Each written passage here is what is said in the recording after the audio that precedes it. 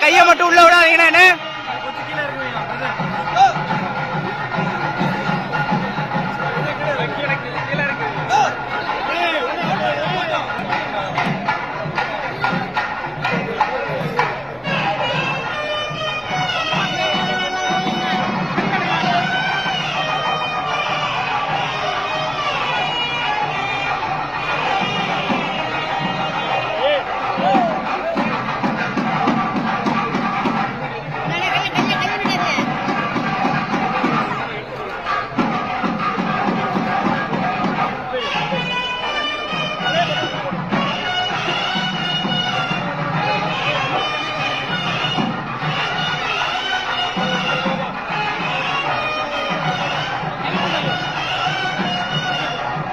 கல்யாணம் எடுக்கணும் நானு.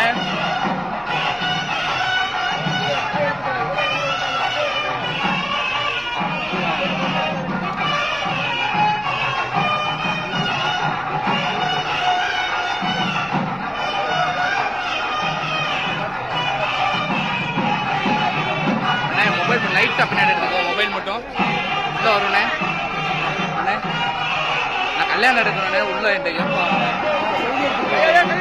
நான் வெட்டிங் எடுக்கணும். இங்க கேட்பாங்களா எனக்கு வெட்டிங்ல?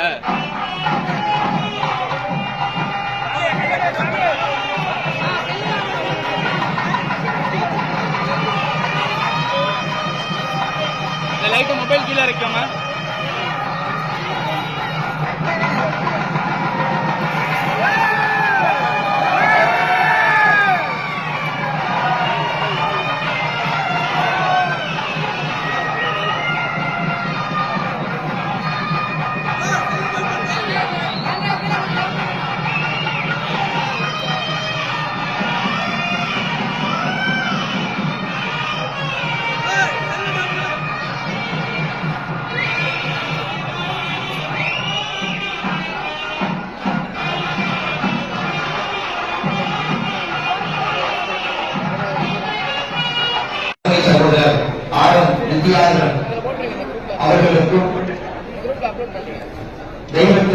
ஐயா சங்கர் அவர்கள், அம்மா ராஜேஸ்வரி அவருடைய புதல்வி அருமை சகோதரி கீர்த்திஸ்ரீ அவர்களுக்கும் இந்த அற்புதமான நேரத்தில் ஆண்டவன் சாட்சியாக 2 மனமும் கூட ஒரு மனமாக கிடைத்திருக்கிறது.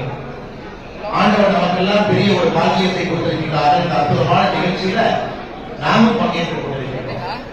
என்னோட பாரதிய ஜனதா கட்சியை சார்ந்த எல்லா அன்பு தலைவர்கள் வந்திருக்கிறார்கள். கருப்பு பொருளாளர் அவர்கள், அருமையரன் பொருள் பாலகரன் அவர்கள், அருமையரன் முரளிதரன் அவர்கள், ஐயா சுபாகரன் ஐயா அவர்கள், அண்ணன் ஜிபிஎஸ் நாகேந்திரன் அவர்கள், அண்ணன் டிஎம்டி கதிரவன் அவர்கள், அருமை சகோதரர் உத்தராம் அவர்கள், ஐயா அப்ப சுப்பராமையா அப்ப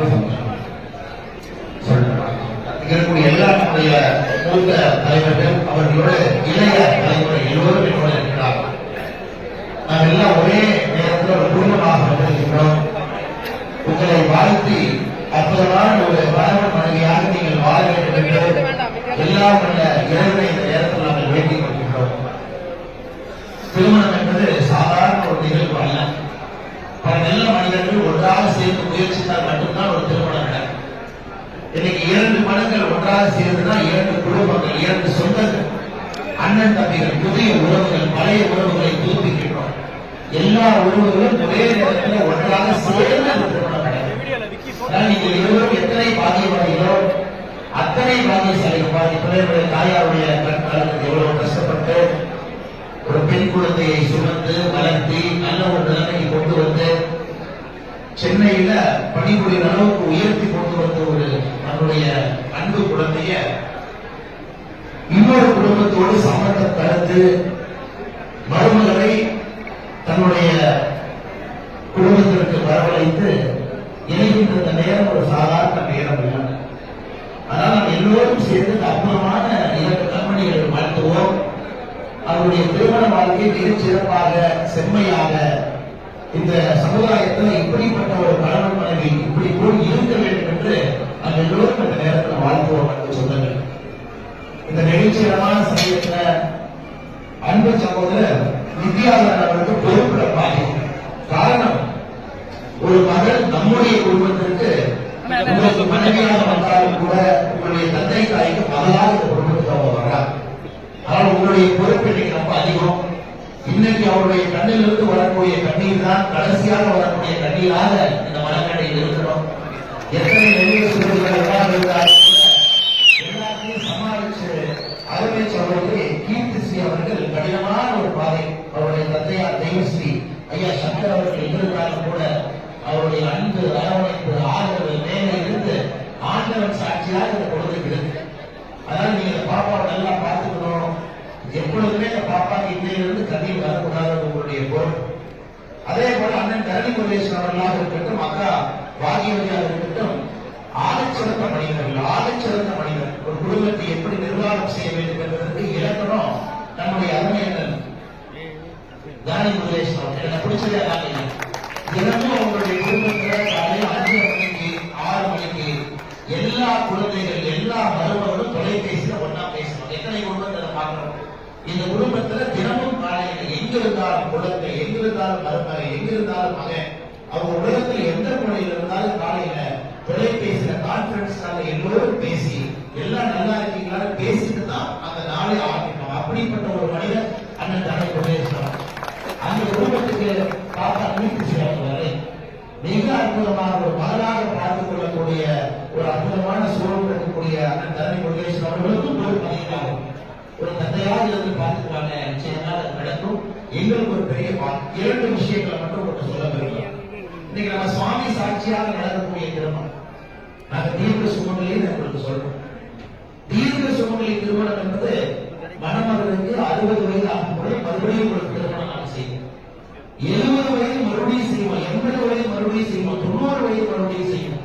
96வது வயது நடக்கக்கூடிய திருமணம் தீர்க்க சுமங்கலி திருமணம். அப்படிப்பட்ட நீண்ட அகவை உங்களுக்கு கிடைக்கணும், நீண்ட ஒரு நம்பிக்கை பாக்கியம் உங்களுக்கு கிடைக்கணும். தீர்க்க சுமங்கலி அப்போது நீங்க இருக்கு. அதே போல மகனை கொடுப்பதை எல்லா விதமான செல்வங்களையும் நீங்க தேடி சேர்க்கணும். குழந்தை செல்வத்திலிருந்து பொருள் செல்வத்திலிருந்து எல்லா செல்வத்தை நோக்கி நீங்க போகணும். கடினமான பாதை எது? எல்லா செல்வங்களும் உங்களுக்கு வந்து சேரணும். சகோதரி தீர்க்க சுமங்கலியா இருக்கணும். இருவரும் நல்ல ஒரு இல்லற வாழ்க்கை உங்களுக்கு அமையணும், நல்ல குழந்தை செல்வம் கிடைக்கணும், இந்த பாரத நாடு முன்னேறுவதற்கு நீங்கள் இருவரும் உழைக்க வேண்டும் என்று சொல்லி எனக்கு ஒரு பெரிய பாக்கியவாட்டை தரணி முருகேசன் கொடுத்திருக்கிறார். திருமணத்துல உங்களுக்கு நீங்கள் இருவரும் ஒன்றாக இணையும் பொழுது உங்களுக்கு கொடுக்கக்கூடிய அந்த மங்களமான தாலியை நாங்கள் எல்லோரும் ஆண்டவனுக்கு வேண்டுகோள் எடுத்து கொடுத்திருக்கிறோம். ரொம்ப அற்புதமான ஒரு திருமண வாழ்க்கையாக இருக்கும் என்பதிலே முழு நம்பிக்கை எனக்கு இருக்கு. ஆண்டவன் உங்களோடு இருப்பார் என்று சொல்லி கண்கிழங்குகளுக்கு மேல நான் பேசினா நல்லா இருக்காங்க, தாயாரும் உணர்ச்சிகரமா இருக்கிறாங்க. அதனால நல்ல ஒரு நிகழ்வு மிகச் சிறப்பாக இருக்க வேண்டும். என்னோடு வந்திருக்கக்கூடிய எல்லா தலைவர்கள், மூத்த தலைவர்கள் எல்லாம் பாருங்க, ஐயா சுபநாகராஜன் அவர்கள், குப்புரம் அவர்கள் எல்லாம் இந்த கட்சிக்காக ரத்தம் சிந்தி மாறி அந்த கட்சியை வளர்த்தவங்க. பெரிய பெரிய குழுக்கள் இருக்கிறாங்க. இன்னைக்கு பெரிய பெரிய போர்டு இந்திய அரசு 2000 கோடி ரூபாய்க்கு மேல பரிமாற்றம், பண பரிமாற்றம் செய்யக்கூடிய நிறுவனத்தினுடைய தலைவர்களா ஆளுமையில் இருக்கிறாங்க. அவங்க வந்திருப்பது எனக்கு ரொம்ப சந்தோஷம். ஆனா அவங்க 2 பேருக்கும் முன்னாடி அவருடைய காலில் நீங்கள் விழுந்து ஆசீர்வாதம் வாங்கி உங்கள் வாழ்க்கையை சிறப்பாக ஆரம்பிக்க வேண்டும் என்று எல்லாம் இவருடைய வேண்டியோடு உடைய கொடுத்துக் கொள்கிறேன். நன்றி, வணக்கம், பாராட்டு.